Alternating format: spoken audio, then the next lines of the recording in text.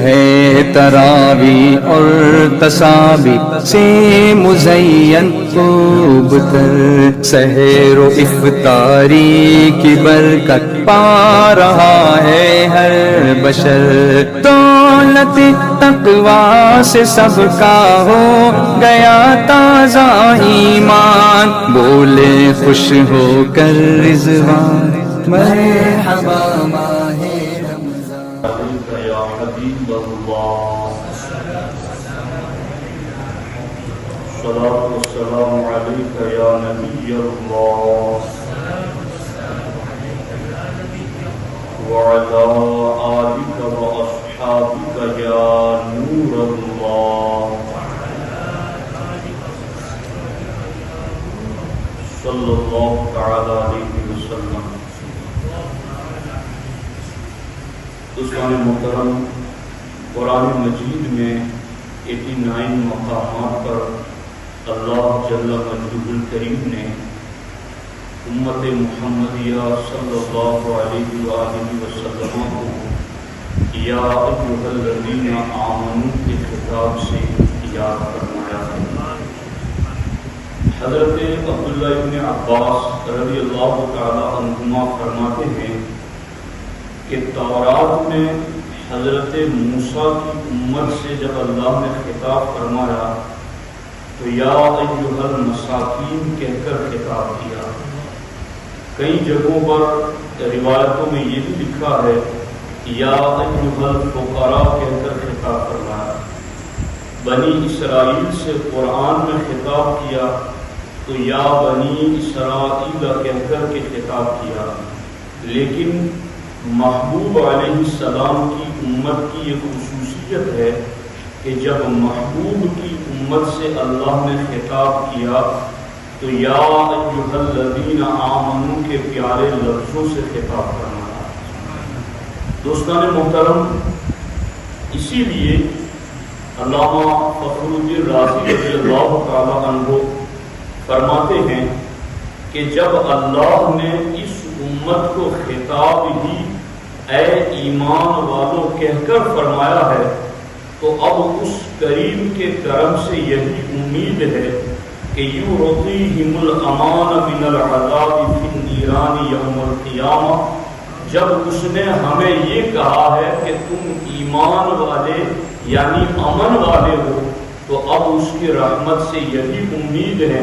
کہ وہ قیامت کے دن عذاب سے بھی ہمیں امان عطا فرمائے گا۔ تو یا ایھا الذین آمنوا کے خطاب میں امت کے لیے قیامت کے دن عذاب سے امان بھی پوشیدہ ہے اور ان کے لیے امان کا پروانہ بھی موجود ہے۔ بلکہ امام فخر الدین رازی علیہ رحمہ فرماتے ہیں کہ اللہ کے صفاتی ناموں میں سے ایک بڑا نام ہے مؤمن، المؤمن المہیمن العزیز الجبار المتکبر۔ تو اللہ کے صفاتی ناموں میں سے ایک نام ہے مومن۔ امام فخر الدین رازی فرماتے ہیں اذا کان یخاطبنا فی الدنیا باشرف الاسماء والصفات، کہ اللہ کی صفات میں سے ایک بڑی صفت مومن ہے، اور جب وہ رب دنیا میں اس بڑی صفت کے خطاب سے ہمیں مخاطب فرماتا ہے فَنَرْجُو مِنْ فَضْلِهِ أَنْ يُعَامِلَنَا فِي الْآخِرَةِ بِأَحْسَنِ الْمُعَامَلَاتِ، تو جو رب اپنے صفتی نام مومن کے ماخذ ایمان سے ہمیں خطاب فرماتا ہے تو جو دنیا میں ہمیں مومن کے خطاب سے یاد فرماتا ہے اس رب سے یہی امید ہے کہ وہ قیامت کے دن بھی ہمارے ساتھ معاملہ امن و امان والا ہی فرمائے گا۔ تو دوستان محترم، کہاں یا ایھا الفقراء، کہاں یا ایھا المساکین، کہاں یا بنی اسرائیل اور کہاں یا ایھا الذین آمنوا، کتنا پیارا ٹائٹل ہے۔ اور اب میں جو بات آپ کے سامنے رکھتا ہوں توجہ کے ساتھ سننا۔ قرآن مجید میں 89 مقامات پر یا ایھا الذین آمنوا ہے۔ کہیں اللہ تبارک و تعالیٰ نے فرمایا یا ایھا الذین آمنوا کلوا من طیبات ما رزقناکم، اے ایمان والو جو ہم نے تمہیں رزق دیا ہے اس میں سے پاکیزہ رزق کھاؤ۔ کہیں اللہ تعالیٰ نے فرمایا یا ایھا الذین آمنوا کتب علیکم الصیام، اے ایمان والو تم پر روزے فرض کیے گئے۔ یا ایھا الذین آمنوا کتب علیکم القصاص، اے ایمان والو تم پر خون کا بدلہ فرض قرار دیا گیا۔ اس طریقے سے قرآن مجید میں یا ایھا الذین آمنوا، اے ایمان والو کہہ کر اللہ نے 89 مقامات پر ایمان والوں کو احکامات دیے۔ لیکن کیا آپ غور کریں گے یہاں پر کہ سب سے پہلے اللہ نے یا ایھا الذین آمنوا کہہ کر کس بات کا حکم دیا؟ اللہ نے 89 مقامات پر یا ایھا الذین آمنوا کہہ کر کہیں یہ کہا کہ پاکیزہ روزی کھاؤ، کہیں یہ کہا کہ روزے فرض ہیں، کہیں یہ کہا کہ میرے دیے سے میری راہ میں خرچ کرو، کہیں یہ کہا کہ ایمان والو پورے اسلام میں داخل ہو جاؤ۔ مگر ان سارے یا ایھا الذین آمنوا میں سب سے پہلے اللہ نے یا ایھا الذین آمنوا کہہ کر جو حکم دیا وہ تعظیم مصطفیٰ کا حکم دیا، وہ ادب رسول علیہ السلام کا حکم دیا۔ گویا اللہ کی مشیت اور مرضی بھی ہمیں یہی خطاب کر رہی ہے کہ میرے بندو یا ایھا الذین آمنوا کہہ کر میں نے جو کچھ کیا ہے کہا ہے وہ سب کچھ تمہیں کرنا ہے، مگر سب سے پہلے میرے محبوب کی تعظیم کرنی ہے، سب سے پہلے میرے محبوب کا ادب کرنا ہے۔ تو دیکھو ادب مصطفیٰ اور تعظیم مصطفیٰ یہ ایمان والوں کا موضوع ہے کہ اللہ نے یا ایھا الناس کہہ کر نہیں، یا ایھا الذین آمنوا کہہ کر ایمان والو تم محبوب کی تعظیم کرو۔ اور یہ اتنے 89 مقامات میں سب سے پہلے آیا۔ سنی بار بار ادب رسول، تعظیم رسول، عشق رسول کی بات کرتا کیوں ہے کہ رب قرآن میں ایمان والوں کو سارے حکم بعد میں دیتا ہے، ایمان والوں کو ادب رسول کا حکم سب سے پہلے دیتا ہے۔ اب یہاں پر آپ غور فرمائیں کہ یہ آیت نازل کب ہوئی اور یہ کتنا سینسیٹیو مسئلہ ہے کہ یہاں پر اس مسئلے کے اندر کتنی گہرائی ہے اور کتنی چھوٹی سی بات پر پکڑ ہو جاتی ہے۔ جب ہمارے نبی ہجرت فرما کر مدینہ تشریف لائے تو مدینہ طیبہ میں صحابہ کرام حضور علیہ السلام کے سامنے بیٹھے ہوتے، سرکار خطاب فرماتے، کلام فرماتے، تو جن صحابہ کو سمجھ میں نہ آتا یا سمجھنے میں تھوڑی تکلیف محسوس ہوتی وہ بارگاہ رسالت علی صاحبہ الصلاۃ والسلام میں عرض کرتے راعینا یا رسول اللہ صلی اللہ علیہ وسلم، اے اللہ کے رسول ہمارے حال کی رعایت فرمائیں، ہمیں سمجھنے کا موقع دیں، ہمارے سامنے بات واضح فرمائیں۔ یوں صحابہ کرام کو جب کوئی بات سمجھ میں نہ آتی تو پھر اس وقت صحابہ کرام راعینا کا لفظ استعمال کرتے ہیں، لیکن اللہ اکبر یہی لفظ یہودی لوگوں کے یہاں عبرانی زبان میں ایک بے ادبی کے معنی میں استعمال ہوتا ہے۔ یہودی قرآن میں دوسری جگہ اللہ تعالیٰ نے فرمایا ہے کہ لیم بِأَلْسِنَتِهِمْ وَطَعْنًا فِي الدِّينِ، کہ دین میں دانا کرنے کے لیے زبان کو موڑ کر کے یہودی راعینا کو راعین پڑھتے یا راعینا پڑھتے، اور یہ دونوں لفظ یہودیوں کی زبان میں عبرانی لغت میں غلط معنی کے لیے آتا ہے۔ راعین کا معنی خطا کار اور راعینا کا معنی ہم میں سب سے بڑا بے وقوف اور ہمارا چرواہا۔ تو معاذ اللہ رب العالمین یہودی لوگ جب صحابہ کو یہ لفظ بولتے ہوئے انہوں نے دیکھا کہ یہ تو صحابہ بول رہے ہیں، تو انہوں نے سوچا کہ ہمیں تو آج تک پیٹھ پیچھے ہم گالیاں دیتے تھے، مگر اب ہمیں موقع مل گیا کہ ہم سامنے انہیں یہ لفظ اس طرح زبان موڑ کر بولیں گے تاکہ آگے والے کو پتہ بھی نہ چلے اور ہماری طرف سے یہ بھڑاس نکل جائے بغض کی، عداوت کی۔ لیکن خدا کی قسم حضرت سعد بن معاذ اور دوسری روایت کے مطابق حضرت سعد بن عبادہ، یہ دونوں یہودیوں کی عبرانی زبان کے ماہر عالم تھے۔ جب انہوں نے یہودیوں کو حضور کے سامنے راعینا زبان موڑ کر بولتے ہوئے دیکھا تو حضرت سعد بن معاذ رضی اللہ تعالی عنہ نے کہا یا اعداء اللہ علیکم لعنت اللہ، اے اللہ کے دشمنوں تم پر اللہ کی لعنت ہو،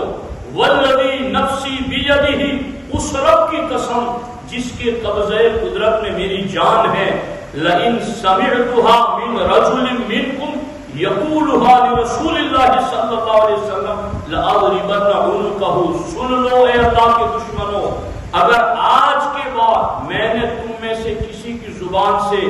رائنا کا لفظ حضور کے لیے بولتے ہوئے دیکھا تو میں اس کا سر تن سے جدا کر دوں گا۔ غور کیجیے آپ کہ یہ ادب رسول کا معاملہ ہے، یہ تعظیم رسول کا معاملہ ہے، اور اس معاملے میں صحابہ کرام کس قدر سیریس رہا کرتے تھے، اور انہوں نے کہا کہ یہ لفظ اب تم نہ بولنا، تو یہودیوں نے کہا کہ یہ لفظ ہم اکیلے تھوڑی بولتے ہیں، صحابہ کرام بھی بولتے ہیں۔ تو حضرت سعد بن معاذ کو لگا کہ ایسا کیوں ہو رہا ہے، ابھی دل میں سوچ کر نکلے تھے کہ حضور علیہ السلام کو جا کر بتائیں گے، ابھی پہنچے نہ تھے کہ قرآن کی آیتیں نازل ہو گئی، یا ایھا الذین آمنوا لا تقولوا راعنا، اے ایمان والو اب تم راعنا مت کہنا، تو کیا کہنا، وقولوا انظرنا، اب تم یہ کہنا یا رسول اللہ انظر حالنا، اب تم ان لفظوں سے میرے محبوب کو خطاب کرنا کہ اے اللہ کے رسول ہمارے حال پر نظر کرم فرمائیں، ہمارے حال پر نظر رحمت فرمائیں۔ اور اللہ نے فرمایا واسمعوا، یہ انظرنا کہنے کی بھی ضرورت کیوں پڑے، پہلے ہی سے دھیان سے سنا کرو، ہمارے محبوب کو اتنی بھی زحمت مت دو۔ آخر میں کیا فرمایا، وَلِلْكَافِرِينَ عَذَابٌ أَلِيمٌ، کافروں کے لیے دردناک عذاب۔ اس آیت میں جو ابھی ہمارے بچے نے تراویح کے اندر پڑھا، تیسرا بچہ جو تراویح پڑھنے کے لیے کھڑا ہوا تو اس نے اس آیت مبارکہ کی تلاوت کی، تو اس آیت میں بھی کہا کہ کافروں کے لیے دردناک عذاب ہے، اور دوسری آیت جو قرآن مجید میں دوسرے مقام پر ہے وہ کیا ہے، وَرَاعِنَا لَيًّا بِأَلْسِنَتِهِمْ وَطَعْنًا فِي الدِّينِ، کہ زبان موڑ کر کے جو رائنا کہتے ہیں غلط مطلب کے لیے، اللہ تعالیٰ نے فرمایا وَلَٰكِن لَعَنَهُمُ اللَّهُ بِكُفْرِهِمْ، اس حرکت کی وجہ سے وہ کافر ہو گئے اور کفر کی وجہ سے اللہ نے ان پر لعنت فرمائی۔ اب میں آپ کی تھوڑی توجہ چاہتا ہوں، غور کرنا۔ ہمیں کبھی کبھی لوگ یہ کہتے ہیں کہ تم اس ٹاپک پر کیوں بات کرتے ہو، میں کہتا ہوں کیوں بات نہ کریں، ایمان والوں کو اللہ سب سے پہلے نبی کا ادب ہی تو سکھاتا ہے، اور اس ادب کا انکار یہودیوں نے کیسے کیا، ایک ایسا لفظ استعمال کیا جس کے ڈبل میننگ، جس کے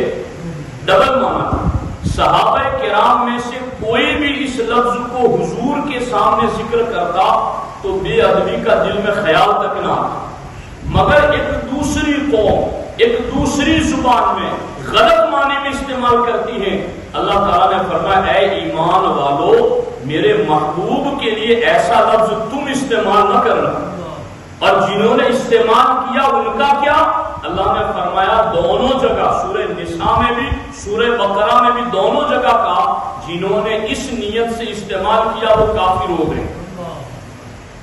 اب میں آپ کے ایمان سے پوچھتا ہوں، رائنا لفظ اس میں ڈبل میننگ ہے، مگر میں چند لفظ آپ کے سامنے اور پڑھتا ہوں،